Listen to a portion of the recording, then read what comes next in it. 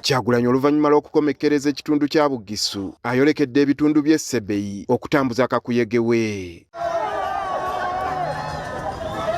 Sebei ekolebwa disitulikiti 3 okuli Kapcholwa, Kweni ne Bukwo, ng'ono atandikidde mu Kapcholwa.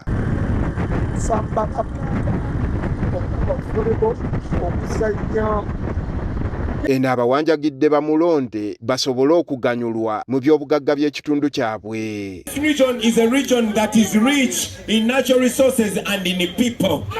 This region is rich in tourism. There's so much money that can come here if the government cared about you. Even the natural minerals that come here, even the rock that is used to make cement here, really so little comes back here. Mu bitundu by'e Chema ne Kapteret naye asabye bamulonde olw'ebizibu ebiri mu bitundu bino. Vote for the umbrella because we have a plan to pay for your cows in the first 100 days when I am president. Kyagulanyi olunaku alutambudde n'akulira akakiiko k'ebyokulonda mu NUP Harriet Chemutayi ng'ono yeesimbyewo ku ky'omubaka omukyala owa Kapcholwa.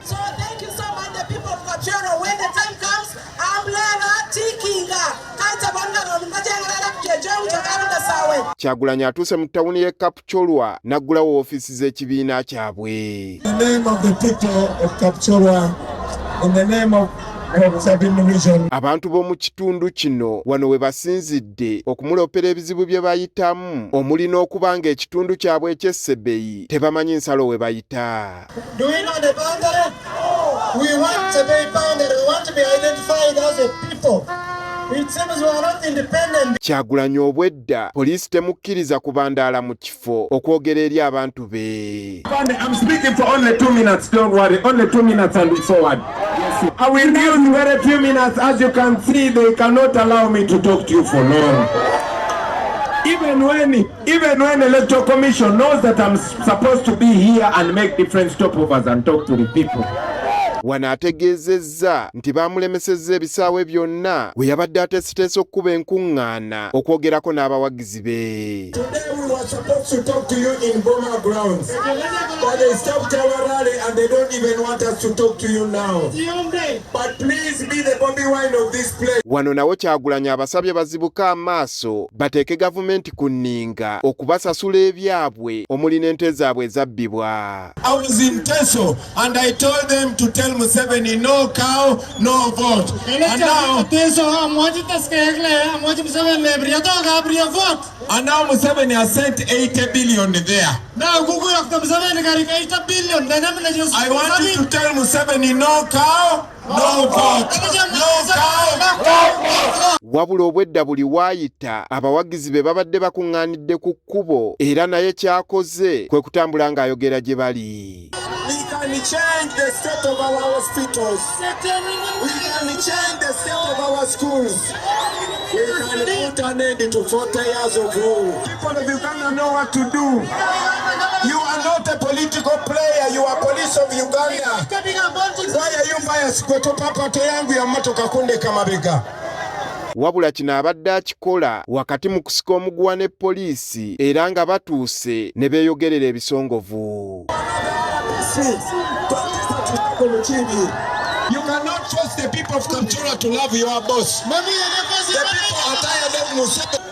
Tubalwaniriramu abaserikale namwe twagala mmere mu Uganda ennungi. Wano poliisi kyezzizzaako kubafuuyira kamulali era n'avuga emmotoka y'ebizindaalo Kyagulanyi kwayogerera naye tataliziddwa.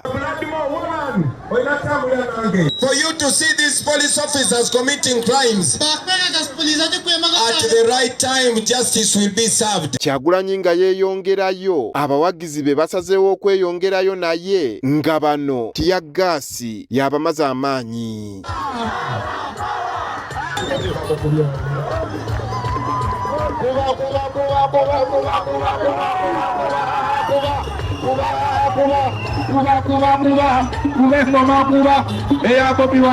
Kyagulanyi ng'ayingidde mu disitulikiti y'e Kweni atandise kwogerera ku kkubo wakati mu kusika omuguwa ne poliisi. We are going to make a very important decision. I have to leave now because I don't want to keep arguing with the police officers. Yeeyongedde mu bitundu by'Ekyemmini n'alowooza nti anaayogerako n'abawagizi be wabula wano embeera eyawukanye ku yasoose. Abaserikale balabise nga bazze bakuŋŋaanya obusungu nga bano basoose kukugira bannamawulire ababadde bakwata ebigenda mu maaso. Ye munnamawulire wa BBS akwata ebifaananyi Ivan Mbadi tasimatuse basirikale nga bano bamuguddeko ne bamukuba nga baagala okumujjako kamera ye gy'akwasizza ebifaananyi.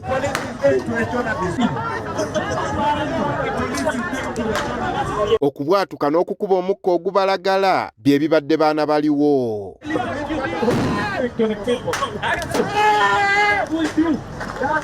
Olw'okuba nga babadde bagukubanga abawendule nabo bennyini gubatwaliddemu ne bateekako kakokola tondeka nnyuma.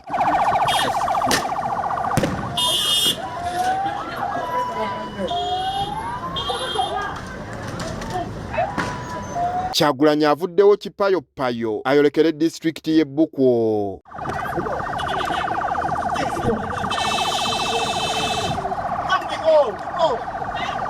Wabula mu disitulikiti eno tatuuse nga bwe ziweze essaawa 12 poliisi emwekiise n'emutegeeza nga obudde bwa kampeyini bwe buweddeko. Now Afande, you've closed the road. I know it is already 6 o'clock. Kyagulanyi akalambidde nti alina okunoonya ew'okusula. No, but we're going to sleep, sir. No, we booked in Bukwo. We're going to sleep in Bukwo. We're not going to campaign. You as police officer, you have no right to tell the candidate where they're supposed to sleep. Oluvannyuma lw'akaseera amaze n'apondooka n'akyusa emmotoka ze okudda gy'ava.